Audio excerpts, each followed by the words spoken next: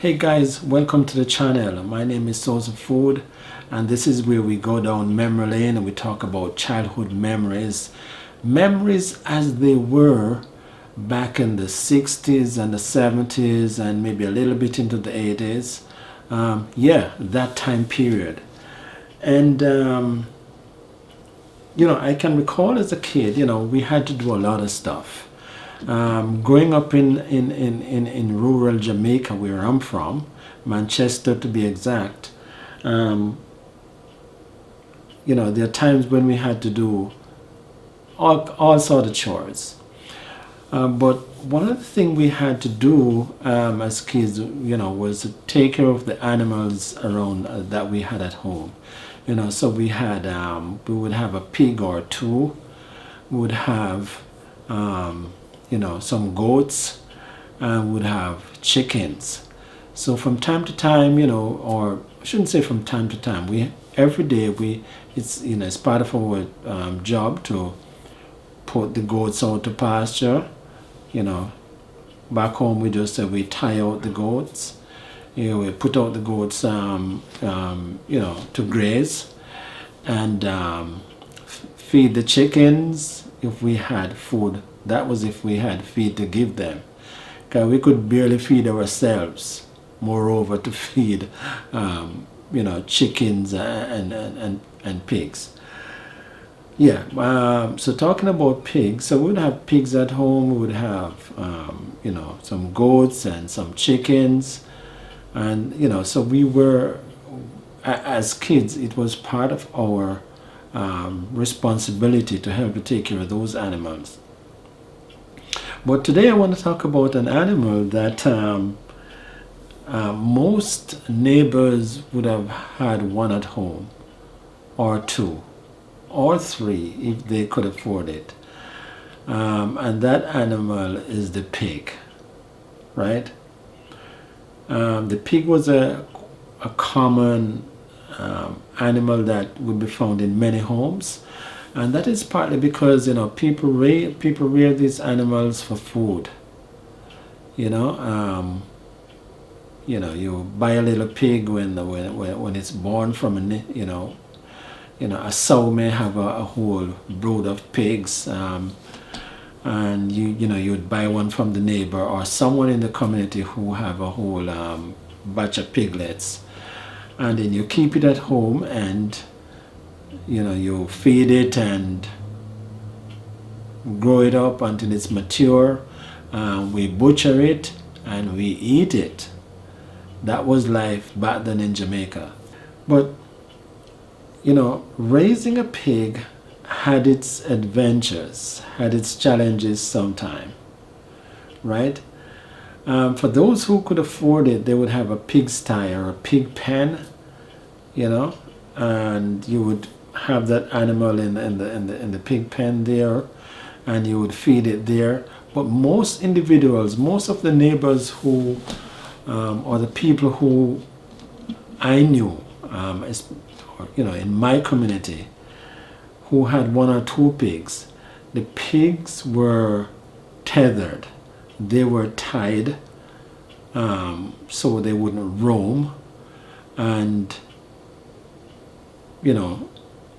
it was a big deal. It was a big no-no if a pig should get away, should come loose and get into a neighbor's property, especially in a neighbor's farm, and that pig, if that does happen, the pig would eat and destroy someone else's crop.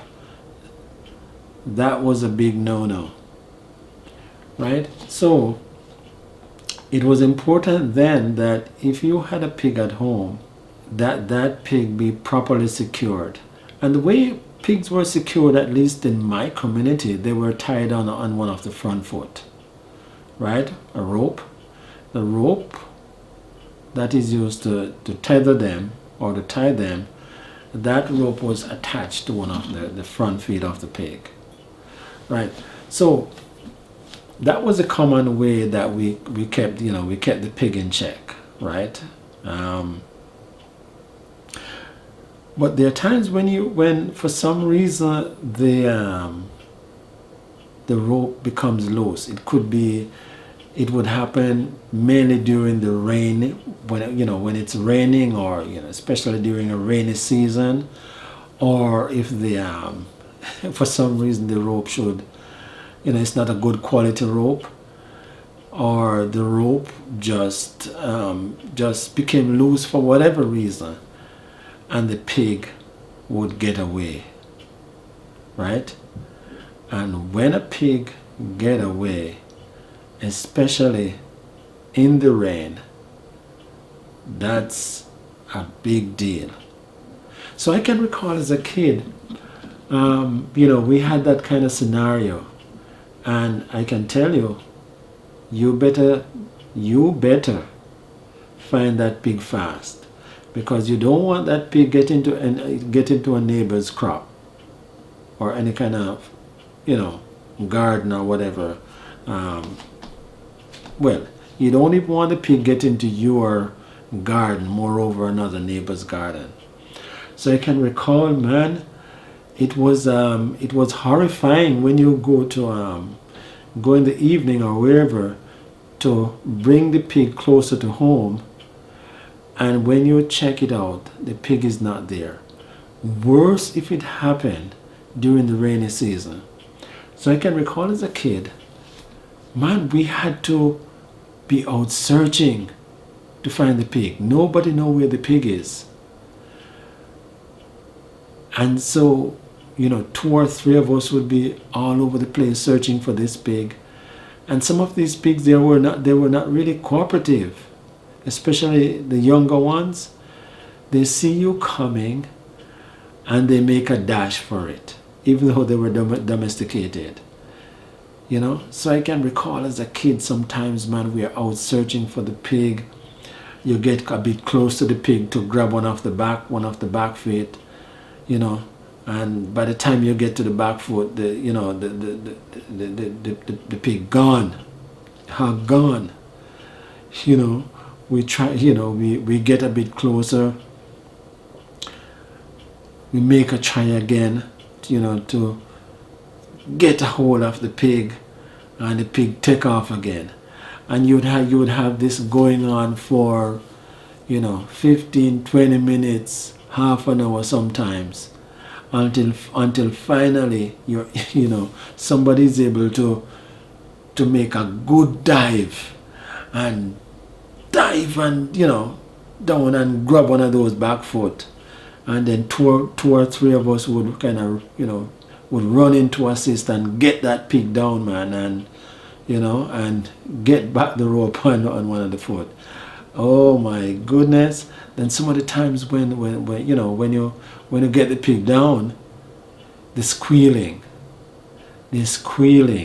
because when you get it down, you don't want that animal get away again. You don't want that animal running off again before you can tie it, get back the rope on that foot.